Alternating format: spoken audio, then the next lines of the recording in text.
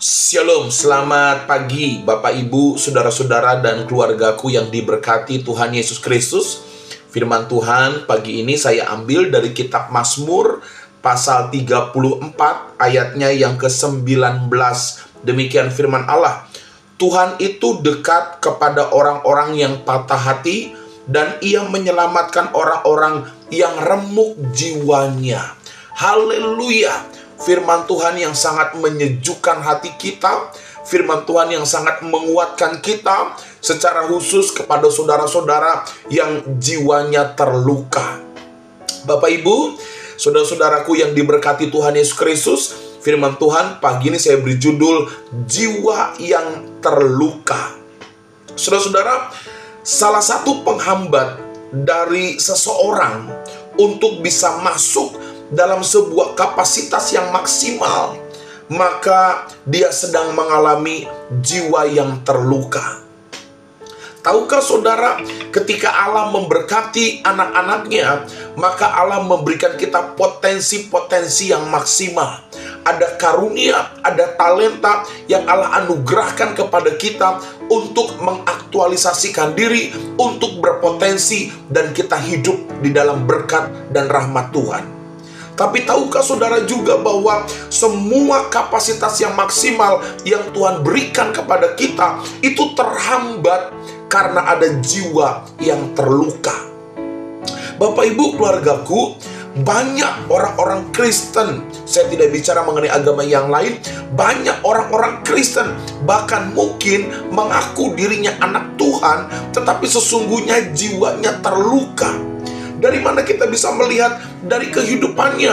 Ketika dia minder, dia merasa tidak ada apa-apanya, dia tidak percaya diri, lalu dia broken karakter, seolah-olah dia menyombongkan diri untuk menutupi kekurangannya, dia memberontak, dia cenderung posesif, bahkan mungkin dia terikat dengan kekhawatiran. Saya mau katakan, saudara sedang mengalami jiwa yang terluka.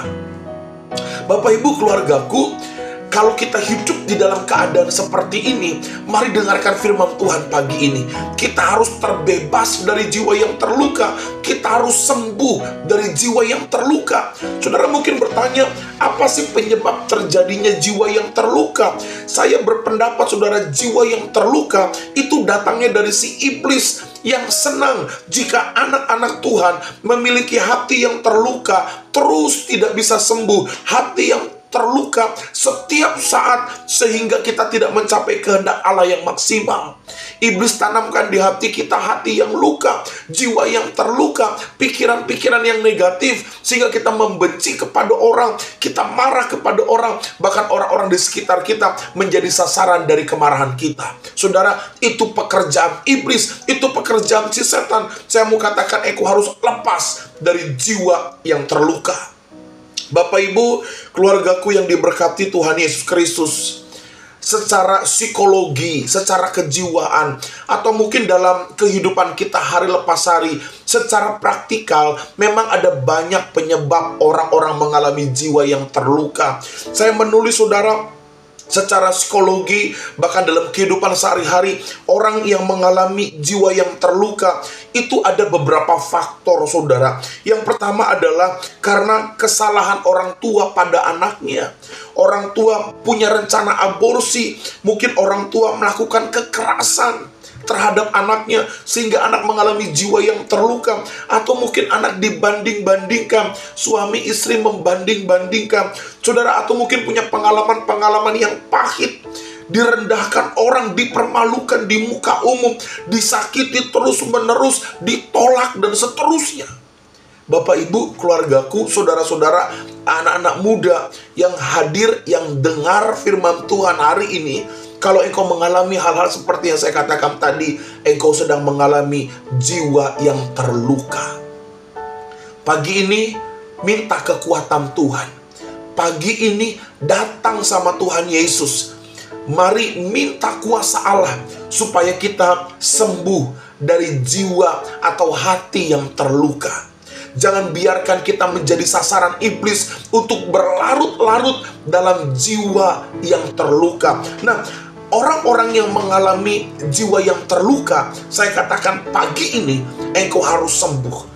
pagi ini datang sama Tuhan, lepaskan segala hal-hal yang buruk yang mengikat kehidupan kita. Nah, pertanyaan berikutnya, bagaimana supaya saya sembuh dari jiwa yang terluka? Saya menulis ada 4 hal sederhana.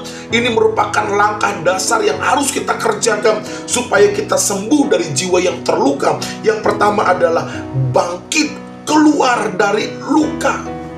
Engkau tahu engkau tersakiti, engkau tahu engkau jiwanya terluka. Bangkit bukan untuk menyerang, membalas dengan kejahatan, tapi bangkit keluar dari luka. Jangan biarkan luka hatimu terus menggerogoti tubuh jasmani dan rohanimu. Lalu yang kedua, mari belajar dan berjuang untuk hadapi kenyataan. Jangan lari dari masalah. Hadapi setiap kepahitan, hadapi setiap masalah dengan sukacita. Lalu yang ketiga, saudara, menerima dan memberikan pengampunan. Mari belajar memberi pengampunan orang-orang yang menyakiti kita, orang-orang yang membuat jiwa kita terluka. Mari berdoa bagi mereka, biar Tuhan memberkati dan memulihkan mereka. Roma katakan, kalahkan kejahatan dengan kebaikan. Orang-orang yang mengalah bukanlah orang-orang yang kalah. Orang-orang yang mengalah karena dia melakukan firman Tuhan, dia layak menerima kesembuhan. Dan yang terakhir, mari sadari hidupmu berharga di mata Tuhan. Engkau direndahkan, engkau dijelekkan, engkau dibanding-bandingkan, engkau ditolak. Tapi di mata Tuhan, engkau berharga dan mulia. Selamat pagi keluargaku. Jangan biarkan jiwamu terluka. Datang sama Yesus. Dia sanggup memulihkan dan memberkati kehidupanmu, masa depanmu, pergumulanmu. Bahkan hal-hal yang tak terduga, Tuhan sanggup kerjakan. Shalom, Tuhan memberkati kita.